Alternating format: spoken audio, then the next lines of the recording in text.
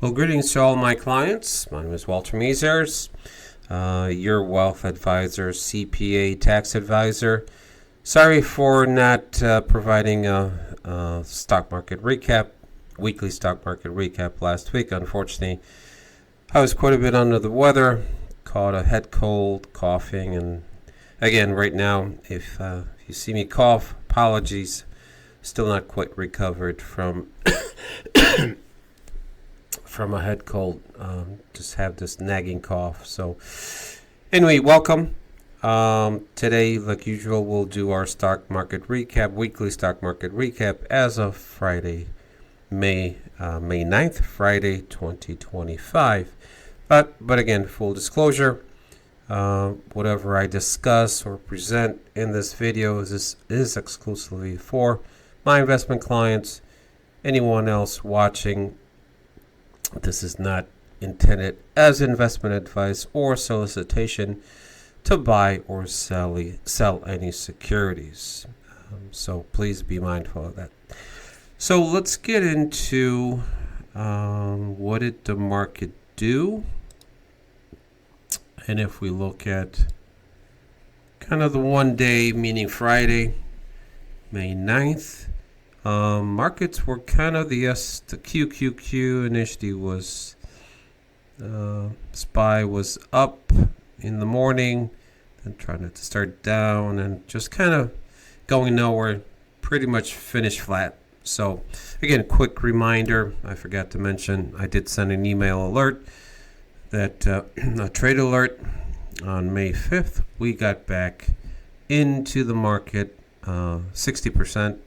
40% is still in U.S. Treasuries. So we are right here. SPY is the S&P 500 ETF. We're 30% exposure into SPY, and QQQ, which is technology ETF, again 30%. And the remainder 40% is in BIL, which is 1 to 3 month U.S. Treasury bills, very safe and secure. Before I get into the nitty gritty of what the markets did, the question is, why did we get back into the market?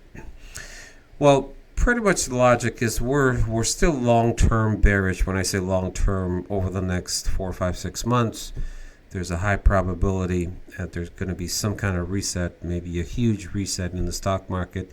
But short-term, there's still some upside potential. So we were on the sidelines, and it was the correct call. We missed like a 10% pullback. We got back in on May 5th. On the trend for the market, if we look for the last really month, started to trend up. So obviously, sometimes somebody would say, "Well, Walter, why didn't we get in on April 21st, which was kind of looking back, that was the bottom?" Well, we didn't know. You don't know. Market could have continued to slide down. So we usually wait, or Technical Traders, which is the company that gives us technical analysis, they wait until there's a definite trend up, even though we're already end of April, it was trending up. It was kind of flatlining, and then really this is where the trend was pretty much confirmed, is the best way to put it. So that's why we got in. And again, probability is the potential markets still could trend up another 4, 5, 6%. We just have to wait and see. And the question is why? Well, what caused, if we look at, let's look at 3 months, what this pullback right here was caused by news, meaning tariffs. Trump started to impose tariffs on pretty much majority of the countries, especially China. Markets didn't like this. But now we're getting some deals. They already announced that they signed a deal with United Kingdom, Great Britain. That's a positive. There's going to be talks with China this Saturday in Switzerland. If there's some positive news there, the market most likely is going to bounce on that news. Why? Because it went down on bad news, tariffs, Trump, called it Trump tariffs. And then if there's any good news positive that there's going to be good deals made with majority of the larger countries, such as, UK is already on board, maybe European, Germany. And then if there's positive news about China, the market is going to bounce. But again, that's going to be short-term bounce. So bad news on the tariffs caused the markets to go down. The probability, if there's good news on good negotiations on tariffs with agreements with other countries, the market is going to bounce. So that's why we're kind of back into the market short term. Excuse me. We could be in for a month or two. Really don't know. But again, from a technical analysis, the market is short-term trending up. But again, longer term, when I say longer term, over the next 5, 6, 7 months, the trend is still, the longer trend is unfortunately pointing down. So let's go back to the chart. As I said, I'm showing SPY, gold, QQQ, TLT, and then S&P 500 and QQQ. As you can see, for one day, it was today kind of started out up and then ended flat. If we look at 5 days, the market is kind of, it's been flat, really. Remember, we got in May 5th right here, so there was an uptrend, then it went back down, and one back up, but it's really still flat.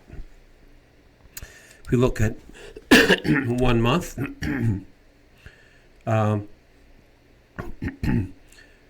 the broad market is up for 1 month 13%. I said, well, that's great. But if we look at year to date, the markets are still down. QQQ is down about 4, almost 5%.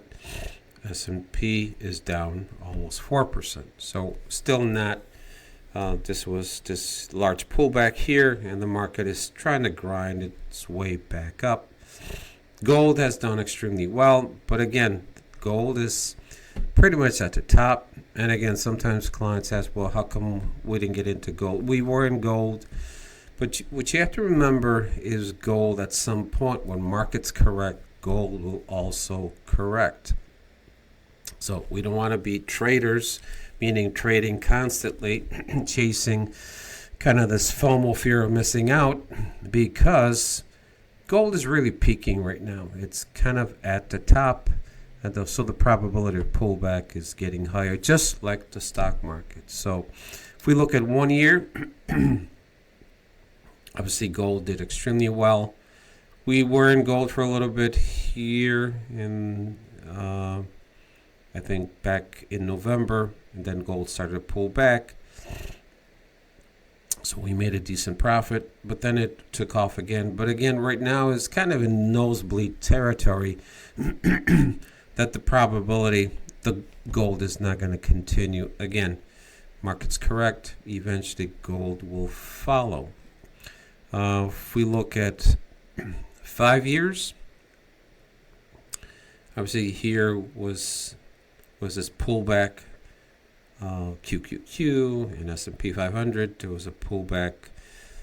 Actually, it was a bear market when it comes to technology. It was really pulled back 20%.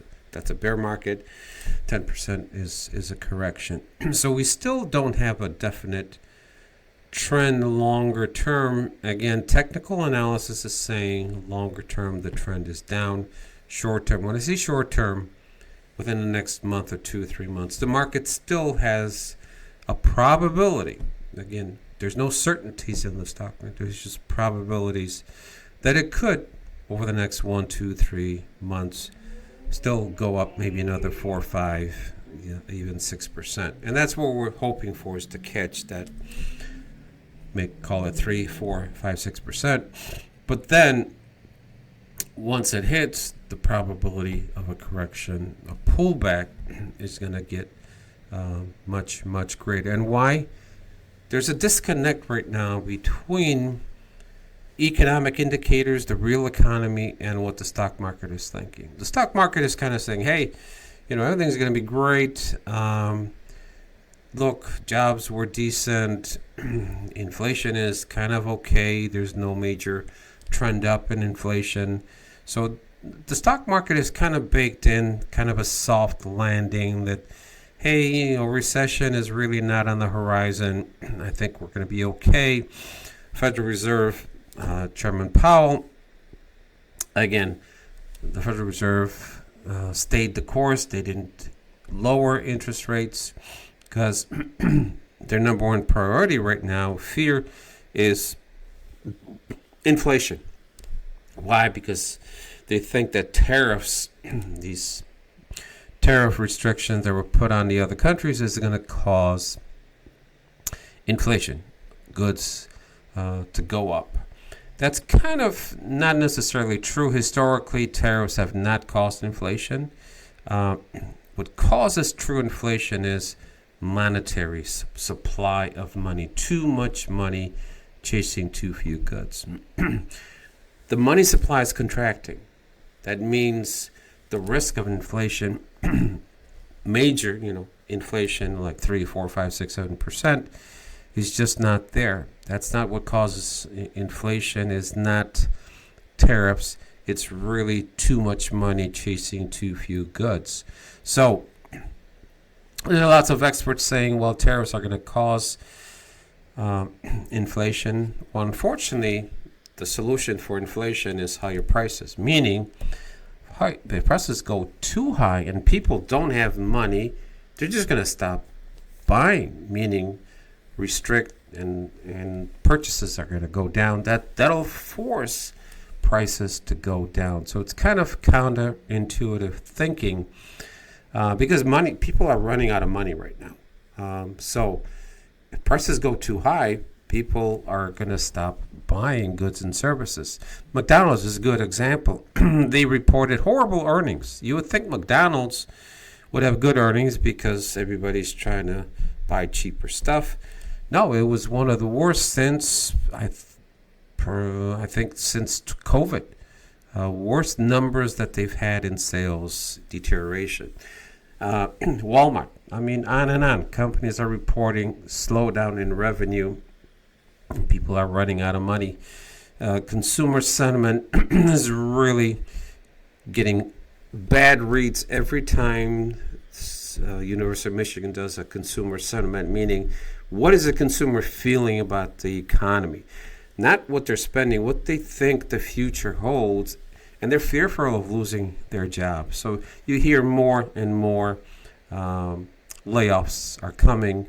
The economic data is not looking good, so there's a delay. In other words, the stock market eventually is going to say, whoops, I think there is a recession coming and things are slowing down, and that's where the probability of a market correction will hit kind of unexpectedly. What most experts are saying, well, no, I think we should be okay. But again, the economic data is saying something different. So enough about the stock market. I just want to go back to interest rates. As we can see, for 1 year, this is a 20-year long-term duration bond.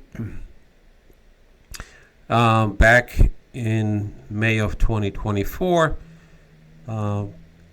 interest rates kind of started to go down. September of 2024, it kind of was the bottom.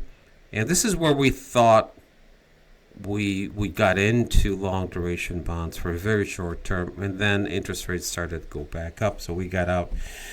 So right now, there's no clear direction where a long duration bond interests are heading. You can see there's no momentum.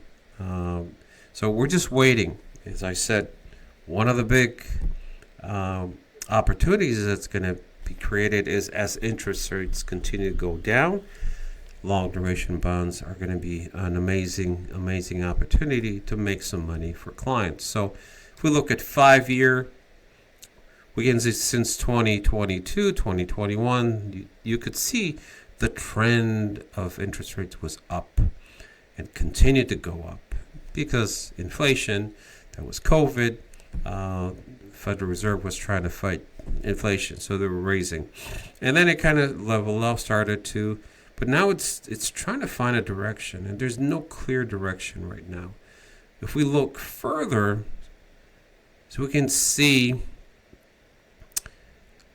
this was economic uncertainty. We had 2000, the major crash into the market, and interest rates. Also 2008, that was the financial crisis. Interest rates. So you could see a definite trend down to the point where it almost got to zero, but then it started to trend up. One is that next trend, in other words, going down. It's unpredictable. These are probabilities. What's going to cause it is a major pullback in economic activity, where the Federal Reserve will realize, oh my God, we are in a severe recession. We need to drastically start cutting interest rates. So right now we just have to be patient. Patience. And you will be rewarded, just like we did for our clients during COVID. In 2020, the average client for that year, I believe around 20-25% rate of return. Why? Because the same scenario is going to play out now, where interest rates started to go down. Right here, this is starting at COVID. So we got into long duration bonds, and it was where markets lost about 40%. Our clients were up around 20-25. So hope you enjoyed the video. Sorry for the coughing. Still kind of nagging cough that I'm trying to get rid of. So again, if anyone wants to discuss further, their account, their positions. But right now, as I mentioned, we are 60% in the stock market, 40% in U.S. Treasuries, and just waiting to see which direction the market is going to go. So I can't tell you if we're going to be in it for a month or 2 or 3. The research company that we get data or technical analysis, they follow price, momentum, and trend. And right now, short term, the trend is up. But longer term, really the trend eventually is going to be down. So thank you for watching. To all our clients, moms, happy Mother's Day this Sunday. Hopefully you will spend great time with your family, kids, grandkids. So all the best to our moms. Take care. Thank you for watching. And we will see you next week. Bye now.